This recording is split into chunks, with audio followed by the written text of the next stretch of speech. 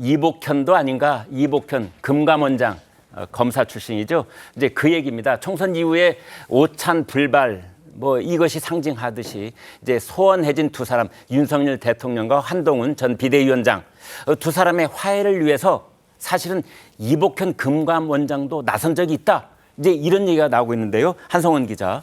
예, 이 두 사람 사이를 조율하려 이제 많은 사람들이 직간접적으로 나섰지만 이번에는 이 윤석열 대통령, 이 한동훈 위원장과 모두 가깝다고 알려진 이복현 금융감독원장이 적극적으로 나섰었다고 합니다. 네. 이 한동훈 전 비대위원장은 총선 직후에 윤석열 대통령에게 이 사퇴하겠다는 입장을 SNS 메시지로 전달한 걸로 알려졌는데요. 하지만 그 이후에 윤 대통령과 한 전 위원장 간의 이 통화는 이뤄지지 않았습니다. 이 한 전 위원장은 지난 16일 비대위원들과 비공개 만찬 회동을 가졌지만 사흘 뒤에 대통령실의 오찬 제안은 건강상의 이유다 이렇게 거절을 했었습니다.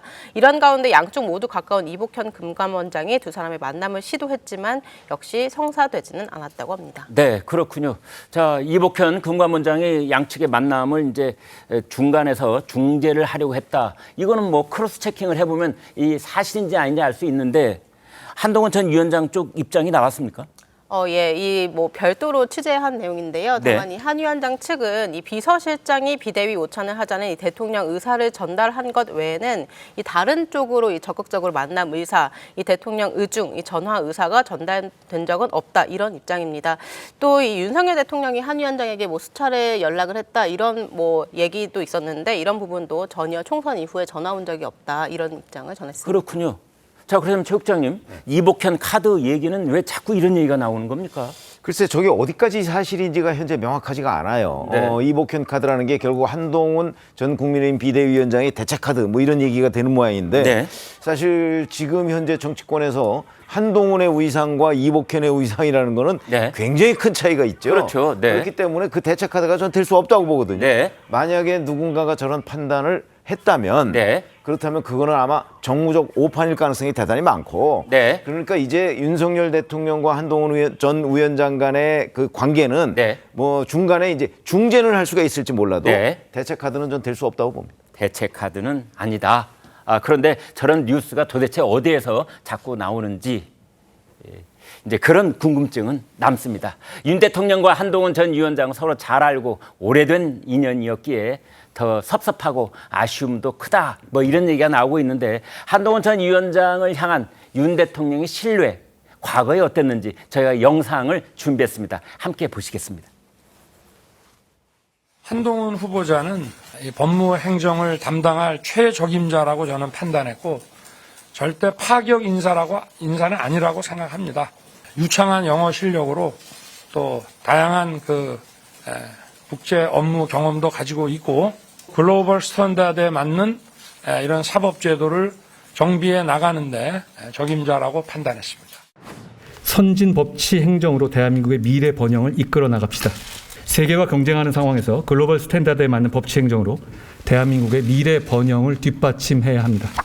자유민주주의와 시장 경제 질서를 지키고 국민들께서 안전하고 평화로운 삶을 누리도록 도웁시다. 지금 영상에서 보신 것처럼 이랬던 두 사람인데요. 총선 과정에서 여러 사안에 이견을 드러냈고 쌓였던 게 터졌다. 뭐 이런 얘기도 나오고 있습니다. 이걸 두고 한동훈 전 위원장의 거리두기 혹은 뭐 정치적 홀로서기 뭐 이런 말도 나오지만 갈라설 수 없는 운명 공동체 뭐 이런 얘기도 나옵니다. 들어보시죠. 정권 탄생의 1등 공신이고 네. 지난 2년 가장 중요한 시기에 핵심 국정 운영의 파트너였고 근데 앞으로도 3년이나 남은 상황에서 차별화 저는 뭐 이게 바람직할까 하는 생각은 들고요. 그래요. 하지만 정치인 한동훈으로서 자기가 생각하는 비전과 철학들을 더 구체화시키겠다. 뭐 이게 윤석열 대통령과 뭐 100% 싱크로 되지 않는다. 이것 또한 뭐 당연하지 않겠습니까? 네, 지금 조정은 의원이 말하고자 하는 바는 최 소장님, 운명 공동체 좋다. 그러나 한때 공동체이지 영원한 공동체는 아닐 것이다. 이런 뜻입니까? 네, 그건 뭐 해석이 여러 가지가 있을 수 있는데요. 네. 지금 이게 이제 국민의힘 지지자분들 또는 국민들이 보기에 일단 선거운동 과정에서 대통령이 먼저 사퇴 요구한 적이 있었고 그게 1차 윤한 갈등이었죠. 그리고 네. 지금 최근에 이제 언론에서 확인된 게 그거 이외에도 뭐 두세 차례 더 이제 오히려 한동훈 비대위원장 쪽에서 특히 이제 의대 정원 확대 논란을 가지고 갔을 때 사퇴하겠다라고 윤석열 대통령한테 입장을 전한 적이 있었다는 거거든요. 네. 그렇게 한 3번, 4번 정도 서로 뭐 이렇게 해서 사퇴하겠다, 사퇴 요구했다 이런 등등이 일단 좀 국민들이 보기에 볼썽사나운 측면이 있다. 네. 그리고 더군다나 이제 그 선거가 국민의힘이 참패한 이후에 대통령이 4월 19일 날이었죠. 네. 이재명 대표한테 그 만남을 제안한 날과 같은 날이더라고요. 그래서 한동훈 비대위원장도 요구했는데 그때는 안 만나다가 이제 그런데 또 알고 봤더니 3일 전이었던 4월 16일 날은 오히려 또 그 비대위원들과 같이 만찬을 참여한 적이 있었다는 게 알려졌었는데요. 네.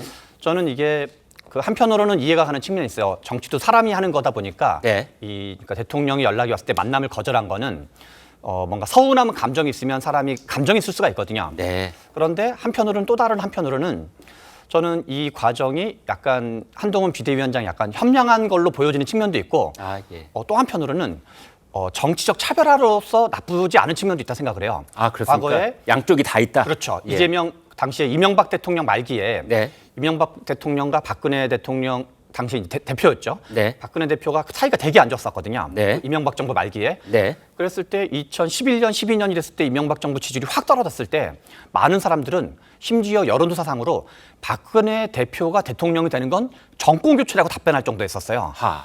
그런 점에서 저는 정치라는 게 항상 양면이 같이 있는 거기 때문에 네. 그런 측면이 있고 저는 그리고 또 하나는 한동훈 비대위원장한테 저는 이렇게 이 좋은 야당도 중요하고 좋은 여당도 중요한 건데 그래야지 나라가 발전하는 건데 네. 한동훈 비대위원장이 어떤 정치적으로 의미 있는 어떤 73년생 구의학번이라는 것 자체가 한국 정치 되게 새로운 면인데 네.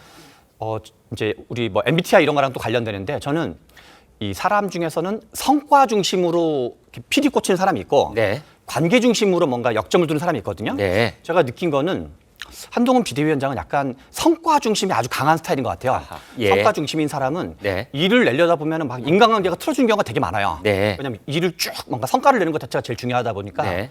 저는 정치는 성과도 중요하고 관계 그 자체도 되게 중요한 영역이다. 네. 정치라는 산업 자체가 그런 특성이 있다고 봐야 되거든요. 그런 점에서 오히려 이 과정이 국민들이 보기에는 좀 부적절한 면도 적지 않아 있긴 하지만 네. 오히려 한동훈 비대위원장의 어떤 정치적 내공을 업그레이드하는 네. 그런 점에서 좀 이후에 그때 왜 서천시장에서 90도 폴더 인사한 적이 있었잖아요. 네. 그런 것처럼 저는 오히려 쿨하게 털어내는 모습을 보이면 한 단계 좀 약간 반발자국 정도 업그레이드하는 모습으로 국민들이 이해하지 않을까 이런 생각이 듭니다.